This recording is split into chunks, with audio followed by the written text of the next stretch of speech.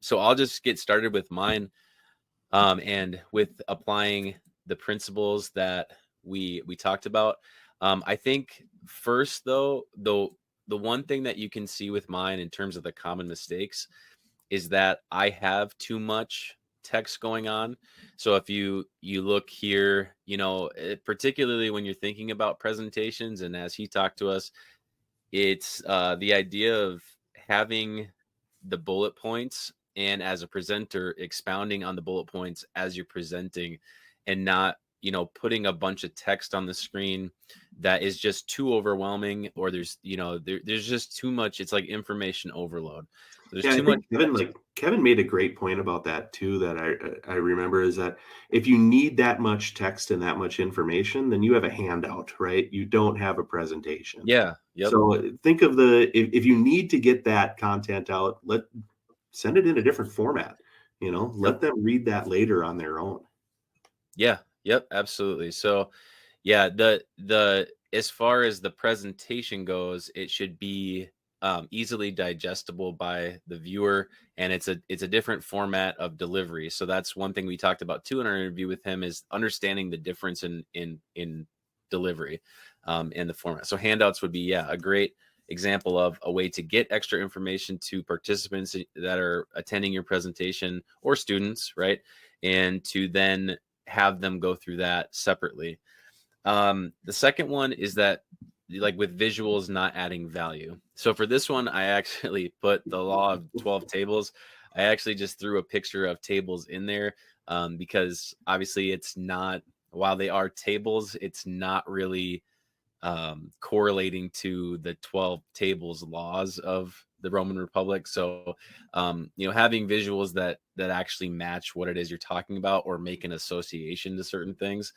Um, and then also with mine, I think I'm hitting on all the different mistakes, because not enough white space as well, which I guess almost happens if you are overloading it with text, right? You're not going to really have an opportunity to organize it in a way where you've got space that works with the slide, so that you're, as he talked about, you're drawing the participant's eye in a certain direction with what you put on the slide, and this doesn't really allow you to do that. And so, kind of by default here, with the other mistakes that I've made, I'm not allowing white space in a way that helps the slide as well. And you can see I've just like thrown a picture in there that, okay, great. You can barely see it. It's not really, while this actually does relate to the Roman Republic, it's not really like helpful, or enhances the slide in its current state, right? So with what I've got here, I'm going to try to apply the design principles that Kevin informed us of, and what he suggested that we do. And so the first thing is, the keep it simple part. Um, Again, I think with not limiting text, I've already made it so that it's not simple. So I'm just gonna try to pull up a new slide here and revamp this, what I've got here. So first of all, the one thing that I don't like about this presentation is that there's really no character to it. It's just white. While obviously there's contrast between the white background and the black text, there's just really not a lot of character to it. So one thing that I would like to do actually is apply one of the themes from Google Slides and change this a little bit. Um, you'll notice here too, like this is not a great contrast, the way that it's currently in there. So a simple way to create contrast with this would be to actually make it match the other text, which would be like a white text there. You could, that way it pops a little bit more. If it's black, it's much harder to see, and you're not creating contrast in an effective way. I guess there's an argument here too, where you could say I could make this larger so it's actually much more viewable, and people aren't having to strain their eyes to just see the title of the presentation. That's one thing you could look at there too. But for sure, understanding what text to use with other color text, or backgrounds, I think is an important point. When we get to the second slide, what you see here is there's a couple things going on, right? One of them would be with the unifying the design.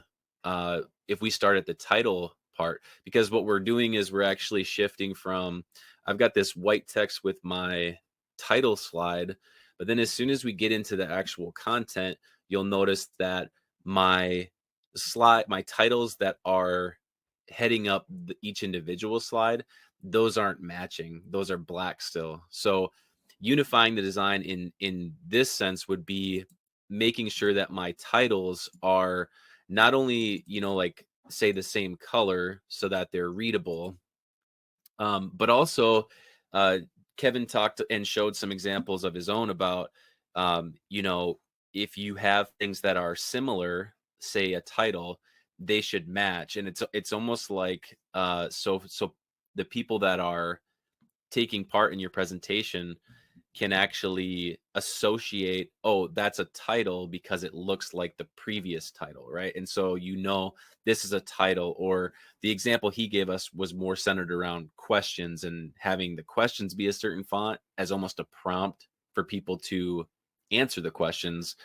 So this would be the same thing. So all I'm doing here is just that sixth principle of design, which would be the unify the design. So I could go through here with all of my titles, right? And I could change these.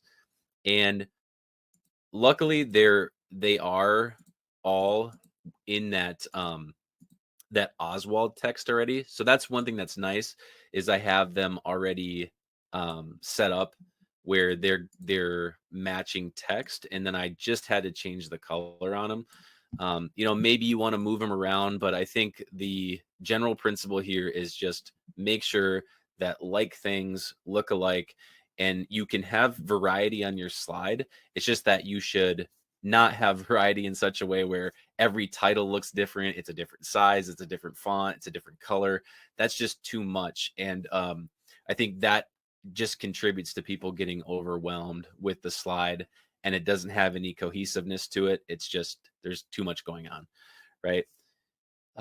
When you look at the limit text part, what I wanted to do, we talked a little bit about AI with him, and we've done, a lot of AI things on our own as well. But I just kind of thought, well, what if I take this text and I copy it and I go to Chat GPT and I say, can you summarize this text into 4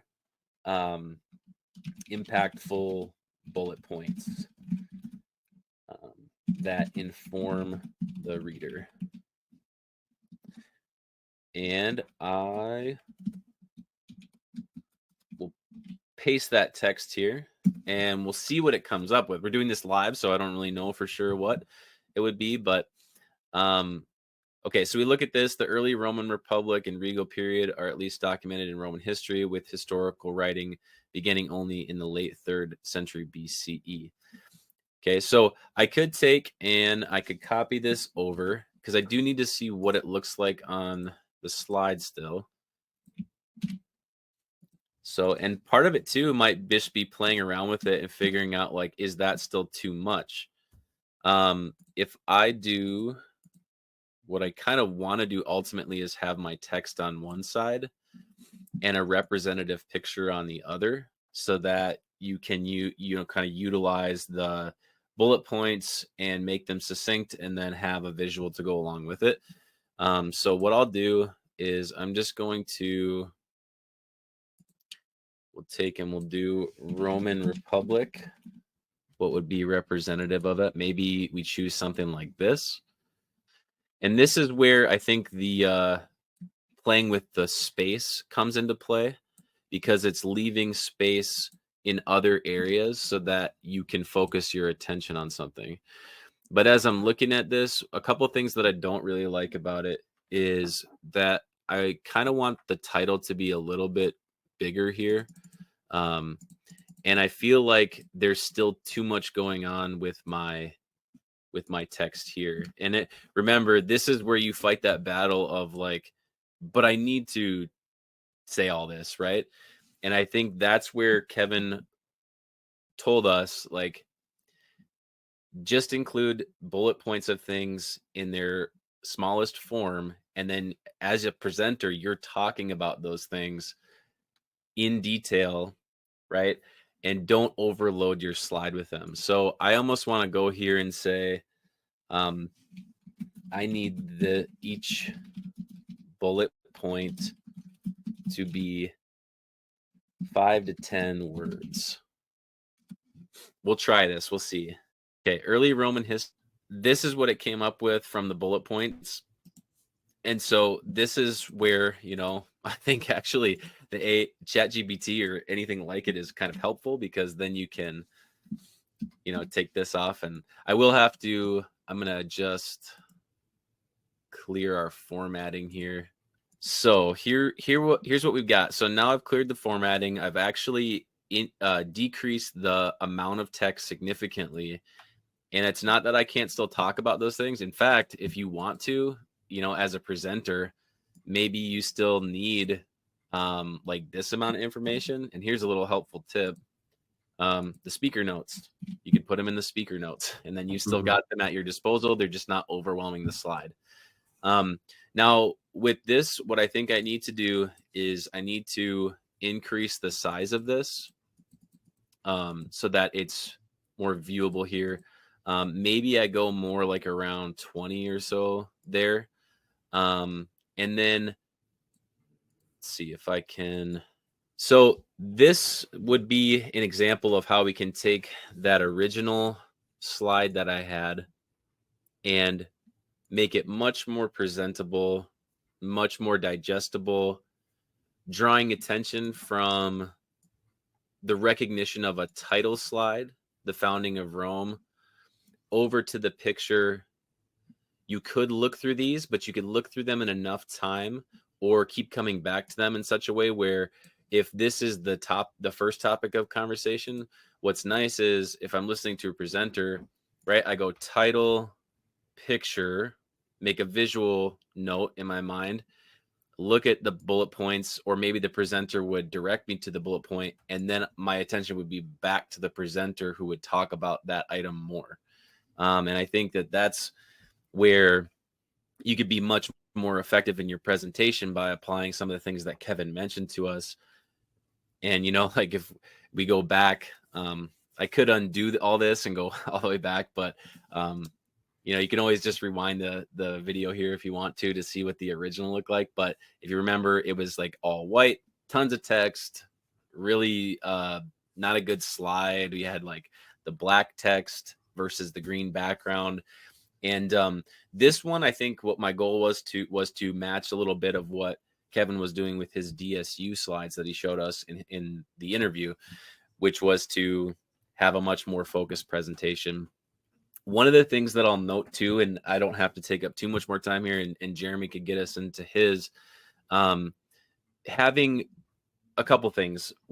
One thing is we would still apply the same principles here, like too much text in this area, but obviously this table image doesn't match, right? So whatever imagery is that you use, it should enhance the information and be related to the information. He gave us a really good example of gravity and the lamb jumping up to represent that. And then another piece that I think is important too is going back to the unifying the design, using things like different text to highlight things, or even using, like in this case, if we clear the formatting and let's say we do this, I'm gonna increase this a little bit. And what if we just said like significant dates of the Roman Republic? This could be another way to unify the design, is that anytime, right, again, when you have a like piece of information, the dates, we could bold those. We could put, bold text there, and then the text that would follow would not be bold, and that would be more the information, and then those would match as well. So again, we have, just to kind of rehash here, keeping it simple, not overwhelming with text or even bullet points, right? There's still an argument you could probably make that maybe this is still too much information, or maybe it needs to be down to 3 bullet points. Using great visuals, things that actually match what it is you're talking about, making sure that they're clear, they're not, distorted, or that the pixels aren't great, so it ruins the presentation. Utilizing space. And white space is more in reference not actually to the color white, but more like the empty space and how it can enhance or focus your attention onto the picture, versus like if I had a picture here and a picture here and a picture here, I'm taking up too much space. And then, yeah, we talked about unifying the design and creating contrast. So Jeremy, that's my attempt at using Kevin's design principles and fixing the mistakes that I had in my Roman Republic presentation. As someone watching it, it is so much easier on my eye the way that you have it now versus when you had even your first slides with even the black text on the white background, and it was just like paragraphs long, and it was just really, it really made my eye feel worn and busy and almost getting tired, right? Yeah, And then even when you change some of the contrast, I know you had the black text with the white highlighted background on some of it, right? And then it went to, I think, like that fourth, fifth slide that you have, it still has it on there. Man, that was really hard to draw my focus and attention on that, because it just made it, I don't know, too much brightness almost, but when you sure. took that away and you just made the text white itself, so much easier to follow along with too. And honestly, the fewer words, I agree with you, the fewer words that you could put on there with those bullets, the better, right? And that's where your knowledge and expertise takes over, and you fill in the gaps with an example, with a story, and if you need to be reminded of that, you're spot on with using those speaker notes too. So Yep. cool. Really well done.